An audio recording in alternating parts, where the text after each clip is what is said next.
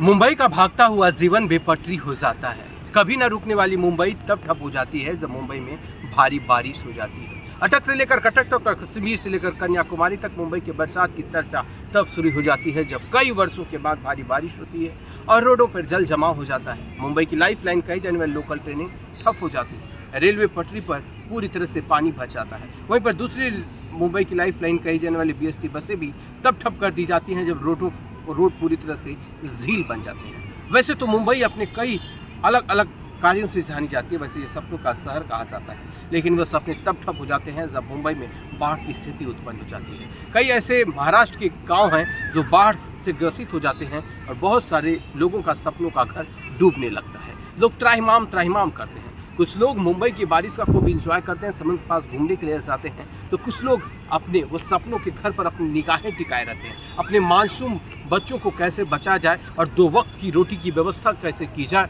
और कैसे अपने परिवार को सुरक्षित किया जाए, इस पर उनका ध्यान केंद्रित हुआ रहता है। लोगों का जीवन बारिश में ऐसा नहीं कि सामान्य हो जाता है। बहुत सारे लोगों के लिए बारिश खुशियाँ लेकर के आती है, तो बहुत सारे लोगों के घरों में मातम जैसा छा जाता है। बहुत बार ऐसा महाराष्ट्र की बारिश में देखा गया है कि कई गांव के गांव इस तरह से पानी और बाढ़ की वजह से बह भी जाते हैं और बहुत सारे लोग अपने परिवार के साथ साथ गांव वालों को भी खो देते हैं। सरकार और सिस्टम अपना कार्य तो जरूर करता है, लेकिन प्रकृति के आगे किसका ही चलता है।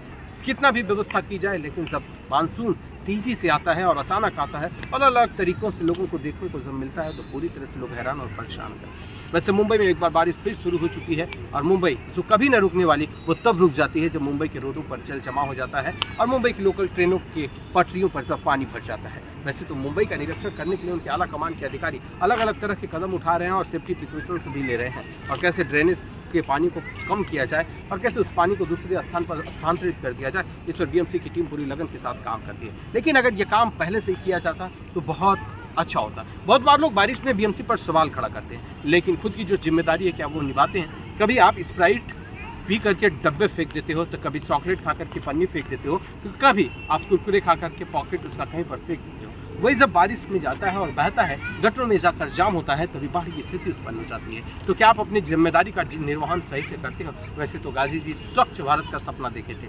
आप कहते हैं आपके घर पर अगर सफाई, आपका कूड़ा जो लेने वाला, तो आप कहते हो कि कचड़े वाला है। कचड़े वाला वास्तव में तो आप गंदगी आप करते हैं, वो तो सफाई वाला है। वो आता है आपके घर की सफाई, आपकी गंदगी को लेकर जाता है और फेंकता है। हम सब इस मॉडल युग में हम सब पढ़े लिखे होकर के भी अगर गंदगी फैलाते हैं तो हमसे बड़ा जाहिल कोई नहीं हो सकता। हम सबको सतर्क होना होगा, सावधान होना होगा, सुरक्षित होना होगा और अपने कचरे की जिम्मेदारी स्वयं उठानी होगी और मुंबई को बचाने की जिम्मेदारी भी हमें उठानी होगी। बने रहिए आकाश के साथ, हम दिखाएंगे नया अपडेट आपको आज रात 9:30 बजे